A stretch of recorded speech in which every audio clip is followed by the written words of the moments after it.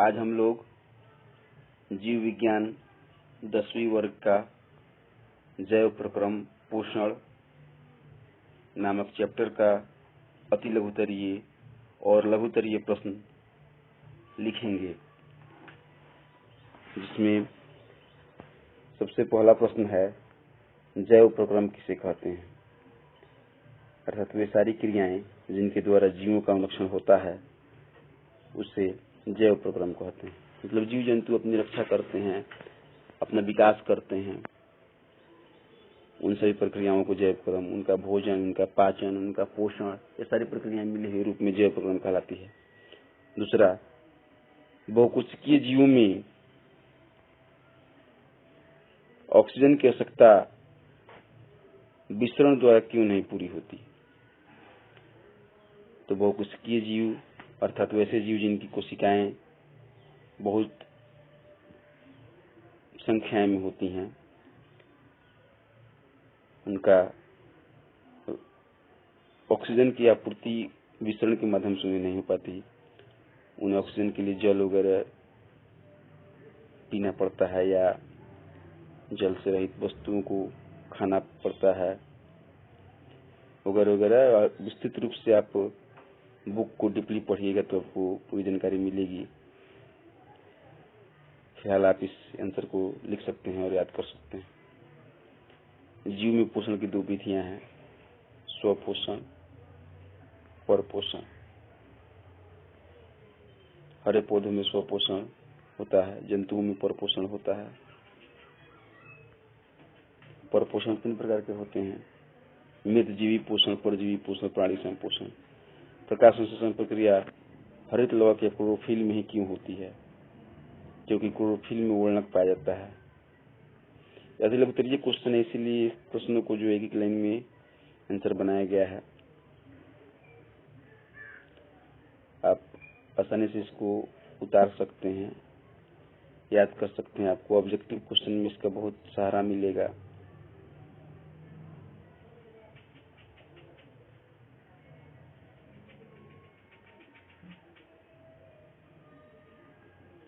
आगे मनुष्य का आहार नाल कौन कौन से मुख्य भागों में बटा है, इसका आंसर है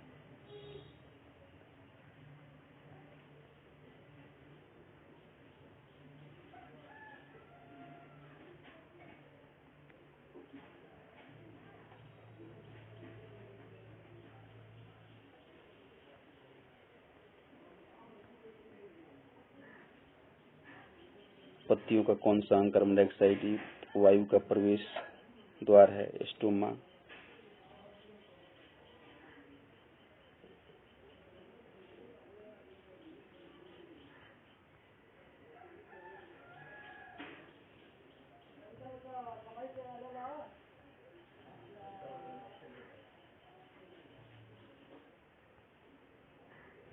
आहार नाल के सबसे लंबे भाग को छोटी आंत कहते हैं। शरीर की सबसे बड़ी ग्रंथि क्या है, यह बहुत ही वीवीआई प्रश्न है। यकृत, आप याद रखिए। ऑब्जेक्टिव, इन सभी क्वेश्चन को ऑब्जेक्टिव में भी बनाया जा सकता है। पाचन की क्रिया कहाँ पूर्ण होती है, छोटी आंत में। ऑब्जेक्टिव रूप में भी प्रश्न आ सकते हैं।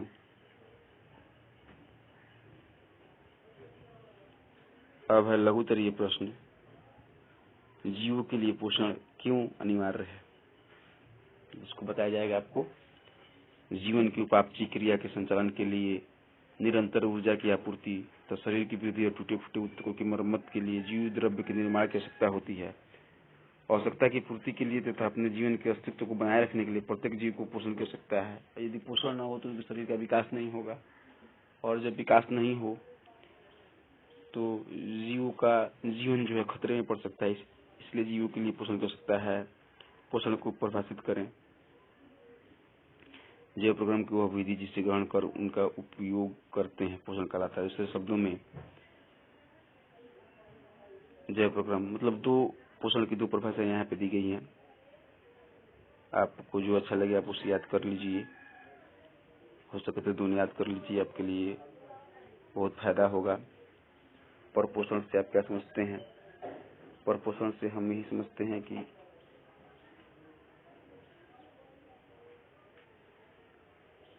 प्रपोषण वह क्रिया है जिसमें जीव अपना भोजन स्वयं संश्लेषण न करके किसी न किसी रूप में अन्य स्रोतों पर निर्भर करता है। निर्जीव पोषण किसे कहते हैं? निर्जीव पोषण में जीव मृत जंतुओं पौधों के शरीर में अपना भोजन अपने शरीर की सतह से घुलित कार्बनिक पदार्थों के रूप में अवशोषित करते हैं। अपने निर्जीव पोषण में जीव मृत जंतुओं को भोजन करते हैं, घुलित करते हैं और उसको अपने शरीर में लाते हैं।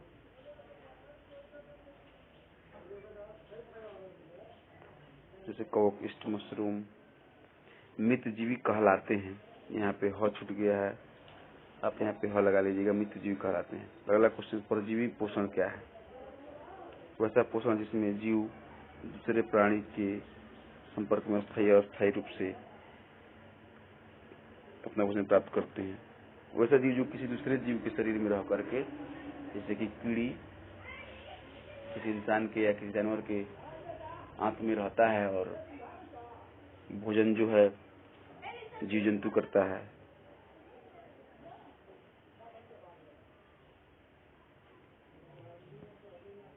आगे परजीवी कहलाता है। इन सभी मृत जीवी, परजीवी, इन सब के नाम से भी आप इसके अर्थ को समझ सकते हैं। मृत जीवी का मतलब जो मृत जीवों के ऊपर जिसका पोषण आधारित हो, जैसे कि कीड़े मकोड़े जो होते हैं और सड़े गले पेड़ पौधे या सड़े गले जंतुओं के को खा करके अपनी पोषण करते हैं। परजीवी हमने आपको भी बताया कि किसी अन्य जीव के शरीर में रह करके अपने शरीर का विकास करते हैं। प्राणी संपोषण, प्राणी संपोषी जीव ऐसे जीव हैं जो अपने भोजन को ठोस या तरल रूप में ग्रहण करते हैं, जैसे कि मनुष्य। वह भोजन को ठोस बना करके तब उसे ग्रहण करते हैं। वैसे जीव को प्राणी संपोषी जीव कहते हैं। प्रकाश संश्लेषण से आप क्या समझते हैं? प्रकाश संश्लेषण एक जटिल क्रिया है। इसमें हरे पौधे विकिरण ऊर्जा को रासायनिक ऊर्जा में परिवर्तित करते हैं।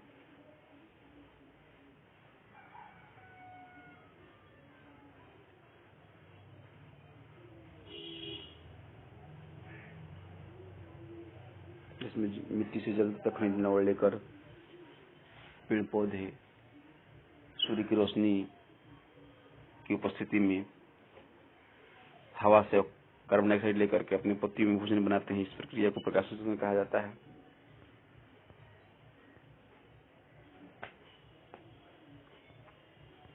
पत्तियों को प्रकाश संश्लेषण क्यों कहते हैं?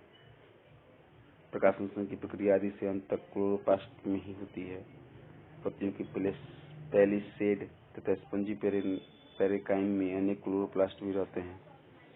इन कणों के रचना एवं कार्य दोनों ही बड़े जटिल होते हैं तथा क्लोरोप्लास्ट में क्लोरोफिल वर्णक पाए जाते हैं। इसलिए पत्तियों को प्रकाश संश्लेषण कहा जाता है। पत्तियां ही प्रकाश संश्लेषण का कार्य शुरू करती हैं और वहीं भी भोजन की प्रक्रियाएं होती हैं, क्योंकि उनमें क्लोरोप्लास्ट पाया जाता है। इस आंसर से क्वेश्चन स्पष्ट हो गया। भोजन के पाचन से आप क्या समझते हैं?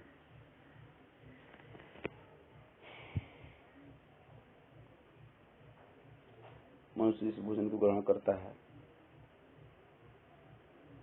उसका पाचन जो है आहार नली में पचरसों के स्राव से शुरू होता है और एंजाइमों द्वारा पचा हुआ भोजन रसधानी से निकाल कर कोशिका के द्वारा बनाया जाता है। इस प्रक्रिया को भोजन का पाचन कहते हैं।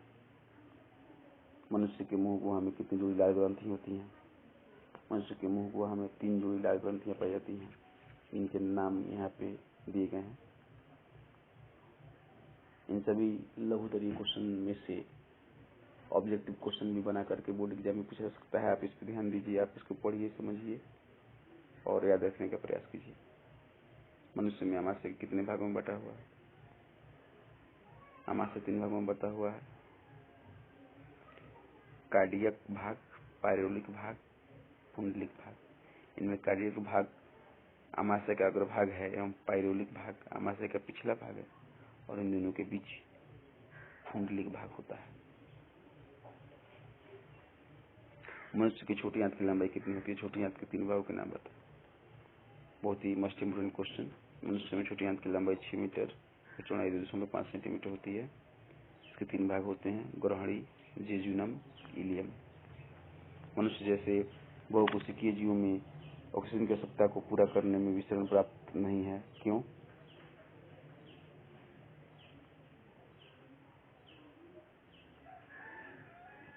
मनुष्य अपने शरीर में ऑक्सीजन की पूर्ति जो है विसरण के माध्यम से नहीं करता है। क्यों? क्वेश्चन है। अब इसके आंसर को देखें। मनुष्य जैसे बहुकोशिकीय जीव में ऑक्सीजन की आवश्यकता को पूरा करने के लिए विसरण इसलिए पर्याप्त नहीं है क्योंकि मनुष्य जैसे बहुकोशिकीय जीव का शरीर विशाल और जटिल होता है, तो शरीर की सभी कोशिकाएं वातावरण के संपर्क में नहीं रहती। विसरण वातावरण के संपर्क में रहने वाले कुछ कोशिकाओं में ही हो सकता है।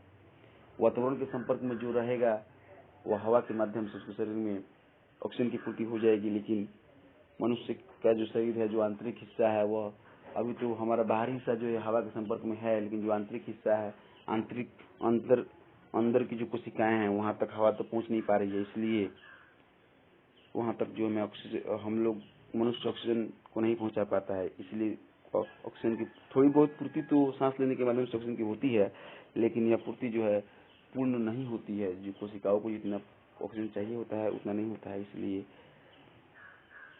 ऑक्सीजन की आवश्यकता सिर्फ विसरण से पूरी नहीं की जा सकती।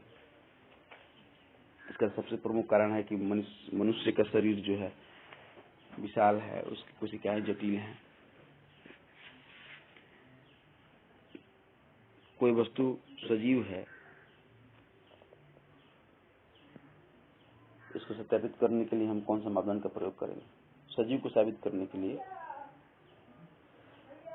कोई वस्तु सजीव है, इसके निर्धारण करने के लिए निम्नलिखित मापदंडों का प्रयोग करेंगे। सांस लेना, वृद्धि करना, गति करना, टूट-फूट की मरम्मत, सभी प्रक्रिया जिसमें होती हैं, साबित होता है कि वह वस्तु सजीव है। किसी जीव द्वारा कौन सी बाहरी कच्ची सामग्री प्रयोग की जाती है? किसी जीव द्वारा प्रयोग की जाने वाली बाहरी कच्ची सामग्री ऑक्सीजन, कार्बन डाइऑक्साइड, भोजन, सौर ऊर्जा इत्यादि बाहर से प्राप्त करते हैं। इसके माध्यम से जीव अपने शरीर का विकास करता है, पोषण करता है। जीवन के लिए कौन से प्रोग्राम अनिवार्य है? जीवन के लिए श्वसन होना जरूरी है, वृद्धि होना, गति होना, पोषण होना, उत्सर्जन होना, ये सब चीजें होंगी तो जीवन चलेगा। कोई भी जीव जब सांस लेगा उसका विकास होगा, उसमें गति होगी, वह चलेगा, दौड़ेगा। अगर रेंगने वाला जीव होगा तो रेंगेगा वगैरह वगैरह। पोषण, उसका विकास होगा, वो बड़ा होगा, छोटे से बड़ा होगा, उसके अंगों का विकास होगा। उत्सर्जन, और वो जो भोजन ग्रहण करता होगा उसका जो अपशिष्ट पदार्थ बनेगा उसे बाहर निकालना, उत्सर्जन की प्रक्रिया होती है। उत्सर्जन भी जीवन के लिए अनिवार्य है। अगला प्रश्न है, भोजन किसे कहते हैं? वे सभी आवश्यक पदार्थ जो किसी जीव के शरीर में अवशोषित होने के पश्चात शरीर की रचना एवं टूट-फूट की मरम्मत, वृद्धि, विकास, जनन की क्षमता, ऊर्जा उत्पादन, जैविक क्रियाओं का संचालन और नियमन आदि कार्य करते हैं, परंतु जीव शरीर को कोई हानि नहीं पहुंचाते, भोजन कहलाते हैं।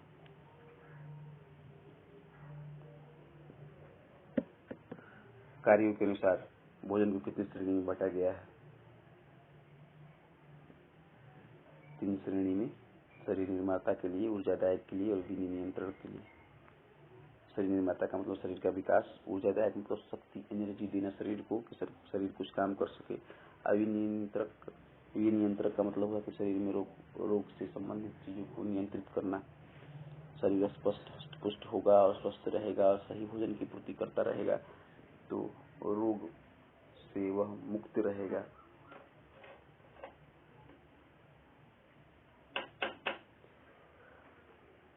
अगला प्रश्न, प्रकाश संश्लेषण प्रक्रम के समय कौन सी घटनाएं घटती हैं? प्रकाश संश्लेषण की प्रक्रिया के समय कौन सी घटनाएं होती हैं, उसका विश्लेषण यहाँ पे दिया गया है। सबसे पहले तो हरित लवक और सूर्य के प्रकाश का विकिरण ऊर्जा अवशोषित होता है। उसके बाद ऊर्जा का रूपांतरण जल और अणुओं के साथ ऑक्सीजन में टूटता है। फिर कार्बन डाइऑक्साइड द्वारा जो है ग्लूकोज बनाया जाता है और उपयुक्त प्रक्रमों के माध्यम से पेड़ पौधे अपना भोजन तैयार करते हैं, किंतु कुछ विशेष पौधों में प्रकाश संश्लेषण के उपयुक्त प्रक्रम की सभी अवस्थाएं इसी क्रम में नहीं होती। उदाहरण के लिए मरुस्थलीय पौधे जैसे नागफनी। इस तरह से आज अति लघुतरीय और लघुतरीय प्रश्नों का यह समूह, जिसका वीडियो आपको दिखाया गया, और आप इसको लिखने का प्रयास कीजिए, अपने कॉपी में उतारने का प्रयास कीजिए। अगले वीडियो में आपको दीर्घतरीय प्रश्नों को दिखाया जाएगा।